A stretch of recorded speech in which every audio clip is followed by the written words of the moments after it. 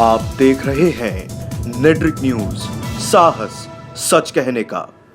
नमस्कार, नेट्रिक न्यूज में आप सभी का स्वागत है। मैं हूं आपके साथ सपना दुबे। लोकसभा चुनाव 2019 में पश्चिम बंगाल से बहुत सी हिंसा की खबरें आ रही हैं। दरअसल पश्चिम बंगाल में तीसरे चरण के तहत 5 लोकसभा सीटों पर मतदान हो रहे हैं। इस बीच मुर्शिदाबाद के बालीग्राम में कांग्रेस और तृणमूल कांग्रेस टीएमसी के कार्यकर्ताओं के बीच झड़प हुई, जिसमें एक व्यक्ति की मौत हो गई।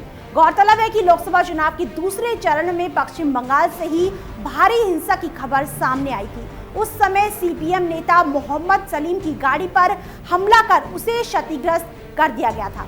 आपको बता दें कि आज राज्य में केंद्रीय बल के कर्मियों की 324 कंपनियों को तैनात किया गया था, लेकिन इसके बावजूद मुर्शिदाबाद के बालीग्राम में एक व्यक्ति की मौत हो गई। साथ ही वहां अफरा तफरी का माहौल पैदा हो गया। सुरक्षा बलों ने कड़ी मशक्कत के बाद कार्यकर्ताओं को वहां से दूर भगाया। मुर्शिदाबाद के डोमकल में तृणमूल कांग्रेस काउंसलर के पति की भी पिटाई की खबरें आ रही हैं। वहीं मालदा दक्षिण निर्वाचन क्षेत्र के कालिया चौक में कुछ बाइक सवार ने मतदान केंद्रों के बाहर बम भी फेंके और उसके बाद बताया जा रहा है कि इसमें टीएमसी के 3 कार्यकर्ता घायल हो गए। इसके अलावा कुछ सीटों पर ईवीएम खराबी की वजह से हंगामा हुआ।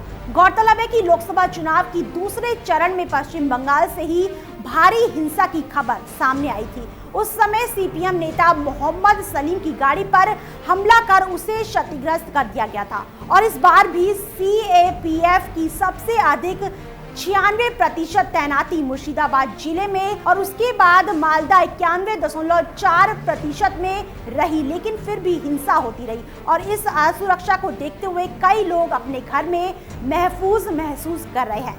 पश्चिम बंगाल के इस माहौल के बीच तृणमूल कांग्रेस टीएमसी की अध्यक्ष ममता बनर्जी ने बीजेपी पर आरोप लगाते हुए कहा है कि केंद्रीय बल बीजेपी के लिए काम कर रहे हैं। मालदा दक्षिण और बेलूरघाट लोकसभा क्षेत्र से बीजेपी को वोट देने के लिए कह रहे हैं। ममता बनर्जी ने कहा है कि मुझे जानकारी मिली है कि मालदा दक्षिण के इंग्लिश बाजार में केंद्रीय बल बूथों के अंदर बैठकर लोगों से बीजेपी को वोट करने के लिए कह रहे हैं और इस बार के चुनाव आयोग को अवगत करा दिया गया है। वहीं मंगलवार को पश्चिम बंगाल के आसनसोल में एक रैली को संबोधित करते हुए प्रधानमंत्री नरेंद्र मोदी ने ममता बनर्जी पर जमकर निशाना साधा और कहा है कि मुट्ठी भर सीटों पर चुनाव लड़कर ममता बनर्जी प्रधानमंत्री बनना चाहती हैं।